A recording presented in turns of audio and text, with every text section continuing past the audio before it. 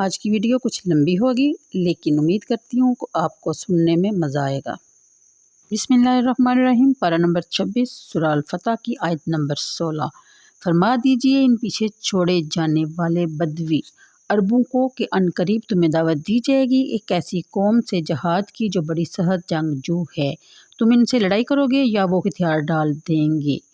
ان آیات کے مطابق مدینہ طیبہ کے گرد نواح بسنے والے قبائل غزوہ خیبر میں شریک ہونے کے لیے بڑے بے تاب تھے۔ ان کی یہ بے تابی اور بے چینی اس لیے نہ تھی کہ وہ اپنی گزشتہ کوتاہیوں کی تلافی کرنا چاہتے تھے، بلکہ ان کا مقصد یہ تھا کہ خیبر میں انہیں اموال غنیمت ملنے کی توقع تھی۔ یہ آیات ان کے حق میں نازل ہوئی اور ارشاد خداوندی ہے کہ تمہیں ایسی قوم کے ساتھ لڑنے کی دعوت دی جائے گی جو بڑی طاقتور، جنگجو اور بہادر ہوگی۔ اس جنگ کا انجام بھی قرآن نے بتا دیا کہ تقاتلونہم او یسلمون، یعنی تم ان سے جنگ کر کے انہیں خاک و خون میں ملا دو گے، یا وہ اسلام قبول کریں گے یا تمہارے سامنے ہتھیار ڈال دیں گے۔ ان تصریحات کو سامنے رکھتے ہوئے اب آپ روایات کا غیر جانبداری سے مطالعہ کریں، آپ کو معلوم ہو جائے گا کہ صحیح قول کون سا ہے۔ تاریخ کے مطالعہ سے پتہ چلتا ہے کہ غزوہ خیبر کے بعد عہد رسالت میں کفر و اسلام کے درمیان مندرجہ ذیل معرکے ہوئے: غزوہ موطا، فتح مکہ، جنگ حنین و طائف، غزوہ تبوک۔ ان میں سے کوئی بھی اس آیت کا مصداق نہیں بن سکتا۔ غزوہ موطا میں رومیوں کے ساتھ ٹکر ہوئی، مسلمانوں کی تعداد فقط 3000 تھی۔ رومیوں کی تعداد باختلاف روایات 1 لاکھ یا 2 لاکھ تھی، لیکن اس جنگ کا نتیجہ تقاتلونہم او یسلمون نہیں تھا، بلکہ مسلمانوں کے 3 جرنیل شہید ہوئے تھے۔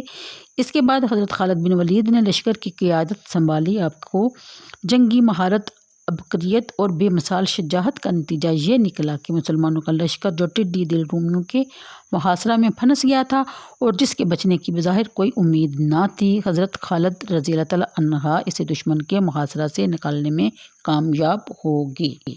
یہ جنگ فیصلہ کن نہ تھی، اس لیے جب لشکر مدینہ طیبہ واپس آیا تو صحابہ کرام رضی اللہ تعالیٰ عنہ نے ان کا استقبال اس طرح نہ کیا جس طرح ایک فاتح لشکر کا کیا جاتا تھا، بلکہ بعض نے تو انہیں بگھوڑا بھی کہہ دیا۔ لیکن رحمت العالم صلی اللہ علیہ وسلم نے فرمایا بل انتم قررون، یعنی کہ اس کے بعد فتح مکہ کے لیے روانگی کا وقت آیا۔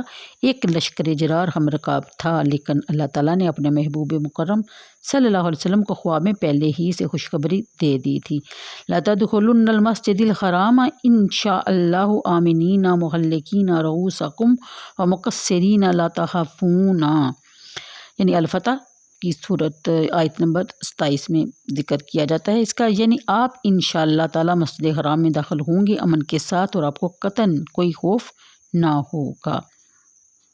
اس خوشخبری کے بعد یہ وہم بھی نہیں کیا جا سکتا حضور صلی اللہ علیہ وسلم جنگ کے ارادے سے مکہ کی طرف روانہ ہوئے تھے۔ اتنے بڑے لشکر کو لے جانے کا مقصد یہ تھا کہ کفار مکہ اتنے مرعوب ہو جائیں گے کہ اگر کسی کے دل میں شرارت اور فتنہ انگیزی کا خیال ہو بھی تو وہ اس کی ہمت نہ کر سکے گا۔ تاریخ اس پر شاہد ہے کہ جب اسلام کی فوج ظفر موج اپنے قائد و مرشد صلی اللہ علیہ وسلم کے زیر قیادت مکہ میں داخل ہوئی تو اکا دکا واقعات کے سوا کوئی ناخوشگوار واقعہ پیش نہ آیا، اور جنگ کا تو اہل مکہ نے ارادہ تک نہ کیا۔ قریش مکہ اگر پہلے اولی باس شدید کا مصداق ہوں تو ہوں، لیکن بدر، احد اور خصوصاً غزوہ احزاب کے بعد تو ان میں یہ دم ہم ہی نہ رہا تھا کہ وہ اسلام کے خلاف سینہ سپر ہو سکیں۔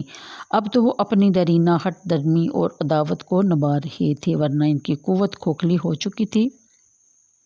جب قریش کے حلیف بنی بکر نے حضور صلی اللہ علیہ وسلم کے حلیف بنی خزاعہ پر شب خون مار کا عہد شکنی کی تو اہل مکہ کی نیند اڑ گئی۔ انہیں ہر وقت یہ دڑکا لگا رہتا تھا کہ اب مسلمان ہم سے انتقام لینے کے لیے چڑھائی کر دیں گے۔ چنانچہ ابو سفیان مدینہ طیبہ حاضر ہوا، بڑی لجاجت اور خوشامد سے اس صلح نامہ کو برقرار رکھنے کی درخواستیں کرتا رہا۔ کئی صحابہ کرام بھی بڑی منت سماجت کی کہ بارگاہ رسالت میں اس کی سفارش کریں، لیکن بے نیل مرام اور مکہ واپس آیا۔ اس لیے فتح مکہ کے وقت قریش اور ان کے حلیف قطعاً اس قابل نہ تھے کہ قرآن کریم میں ان کے بارے میں اولی باس شدید کے لفظ استعمال ہوتے۔ خوازن اور ثقیف نے بے شک اکٹھے ہو کر مسلمانوں کے ساتھ جنگ کرنے کا عزم کیا، لیکن اسلام کے 12,000 بہادروں کے سامنے ان 2-3 ہزار آدمیوں کی کیا حقیقت تھی۔ پھر جنگ حنین کی ابتدا میں جو واقعات رونما ہوئے جن کے باعث خوازن کا پلہ بڑھ رہا تھا، انہوں نے کمین گاہوں میں اپنی تیر انداز چھپا کر بٹھا دیے تھے۔ بے خبری اور بے دیانی کی حالت میں جب لشکر اسلام کی چند ٹکڑیاں اس تنگ درہ سے گزرنے لگی تو انہوں نے اچانک تیروں کی بچھاڑ شروع کر دی، جس سے بھگدڑ مچ گئی۔ لیکن جو ہی حضور صلی اللہ علیہ وسلم کے ارشاد کے مطابق حضرت عباس رضی اللہ تعالیٰ نے اپنی فوج کو گرجدار آواز سے مسلمانوں کو للکارا تو سب پروانہ وار دوڑتے چلے آئے اور لمحہ بھر میں جنگ کا پانسا پلٹ کر رکھ دیا۔ خوازن اور ثقیف اپنی عورتوں، بچوں اور مال مویشیوں کو چھوڑ کر بھاگ گئے۔ ان حقائق کو سامنے رکھ کر آپ غزوہ حنین کا جائزہ لیں، آپ کا دل مان جائے گا کہ اس آیت میں جس جنگ کا ذکر ہے وہ معمولی جھڑپ نہیں ہو سکتی۔ ہاں، غزوہ خیبر کے بعد سب سے پہلے اسلام اور باطل کی جو خون ریز لڑائیاں ہوئی اس آیت کا مصداق بن سکتی ہیں۔ یہ وہ جنگ ہے جو عہد صدیقی میں مسلمہ کذاب کے ساتھ لڑی گئی۔ جن لوگوں نے اس جنگ کے حالات پڑھے ہیں وہی اس کی شدت کا کچھ احساس کر سکتے ہیں۔ بڑے اختصار کے ساتھ اس خون ریز معرکے کا ذکر کیا جاتا ہے کہ آپ کو پورا اطمینان ہو جائے کہ حضور صلی اللہ علیہ وسلم کے رحلت کے بعد عرب کے 9 مسلم بدو قبائل میں قبائلی عصبیت کا فتنہ جاگ اٹھا اور تضاد کی آگ بھڑک اٹھی تھی۔ کسی نے زکوٰۃ دینے سے انکار کر دیا، کوئی خلاف اسلامیہ کی حاکمیت کے خلاف اٹھ کھڑا ہوا، بعض طالع ازما ایسے بھی تھے جنہوں نے نبوت کا دعویٰ ہی کر ڈالا۔ سب سے زیادہ خطرناک یہی فتنہ تھا۔ ان لوگوں میں سے جنہوں نے نبوت کا دعویٰ کیا مسلمہ کی قوت، اس پر ایمان لانے والوں کی تعداد بہت زیادہ تھی۔ حضرت صدیق اکبر رضی اللہ تعالیٰ عنہ نے ان تمام خطرات کا کلاکمہ کرنے کے لیے مؤثر اقدامات شروع کر دیے۔ مسلمہ کذاب کی روز و افزوں قوت اسلام اور اسلامی مملکت کے لیے شدید خطرہ بن کر ابھر آ رہی۔ 2 سالوں میں مسلمہ کے ارد گرد اس کا اپنا کثیر التعداد قبیلہ بنو حنیفہ جمع ہو گیا، جو بصالت، جنگی مہارت اور شجاعت کے باعث عرب بھر میں مشہور تھا۔ ارد گرد کے دوسرے قبائل بھی ان کے ساتھ آ کر مل کے قبائلی عصبیت نے ان کو اس قدر اندھا کر دیا تھا کہ وہ مسلمہ کے جھوٹ کو سمجھتے ہوئے بھی اس کی مدد کرنا ضروری سمجھتے تھے۔ چنانچہ طلحہ النمری جو بنی نمر قبیلہ کا سردار تھا، یمامہ میں آیا۔ اس نے لوگوں سے پوچھا کہ مسلمہ کہاں ہے؟ مسلمہ کے عقیدت مندوں نے جواب دیا کہ تم نام لے کر مسلمہ کا ذکر نہ کرو بلکہ اس کو رسول اللہ کہہ کر پکارو۔ طلحہ نے جواب دیا، جب تک میں اس کو دیکھ نہ لوں میں اس کو رسول نہیں کہوں گا۔ جب دونوں کی ملاقات ہوئی طلحہ نے پوچھا کہ تمہارے پاس کون آتا ہے؟ مسلمہ نے کہا رحمان۔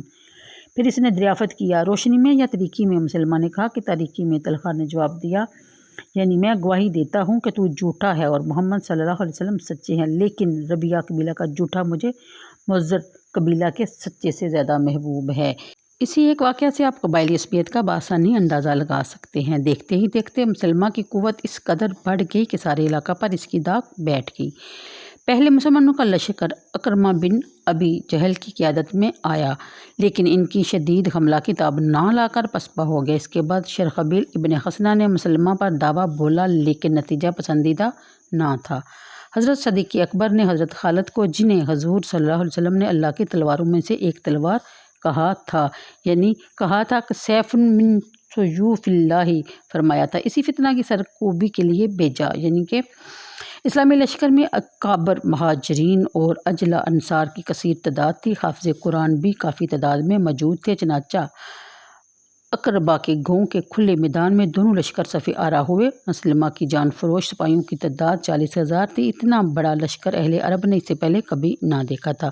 سارے سپاہی فولاد کے زد میں تھے، غرق ہو گئے۔ اسلحہ کی فراوانی تھی، زاد راہ کی کمی نہ تھی۔ جب یہ جنگ شروع ہوئی جس کے نتیجہ پر اسلام کی مستقبل کا انحصار تھا، تو مرتدین نے پہلا حملہ اس شدت سے کیا کہ مسلمانوں کے قدم اکھڑ گئے۔ دشمن بڑھتے بڑھتے اس خیمہ تک چلا آیا جو کمانڈر ان چیف کا ہیڈ کوارٹر تھا۔ حضرت خالد کی اکبریت اور بے نظر شجاعت کام آئی۔ حضرت خالد خود گھوڑے پر سوار ہوئے، یا محمدہ کا نعرہ لگایا اور مسلمہ پر حملہ کر دیا۔ چند گھنٹوں کی خون ریز لڑائی میں دشمن کے 7,000 سے زیادہ سپاہی ہلاک ہو گئے۔ حضرت خالد رضی اللہ تعالیٰ عنہ نے چکر کاٹا اور مسلمہ کے گرد جمگٹھا بنا کر کھڑے ہونے والے سپاہیوں پر برق کے خاطف بن کر گرے اور ان کو گاجر مولی کی طرح کاٹنا شروع کر دیا۔ اس اچانک اور بے پناہ حملہ سے ان کے اوزان ختم ہو گئے۔ انہوں نے مسلمہ سے پوچھنا شروع کیا کہ این ما کنت تعیدنا، جس نصرت کا تم ہم سے وعدہ کیا کرتے تھے وہ کہاں ہے؟ مسلمہ نے کہا، قاتلوا عن اصحابکم، میری مدعو اور مدد کا انتظار نہ کرو، اب اپنی خاندانی اپنی عزت اور قومیت کے لیے جنگ کرو یہ کہا اور میدان جنگ سے بھاگ نکلا۔ یہ تھا واقعہ، کافی لمبا ہو گیا ہے تو مجھے دیجیے اجازت، دعاؤں میں یاد رکھیے گا۔ دلچسپ واقعہ تھا اس لیے میں نے آج لمبی بڑی ویڈیو بنائی۔ امید کرتی ہوں کہ آپ کو میری یہ کاوش پسند آئی ہوگی۔ اللہ حافظ۔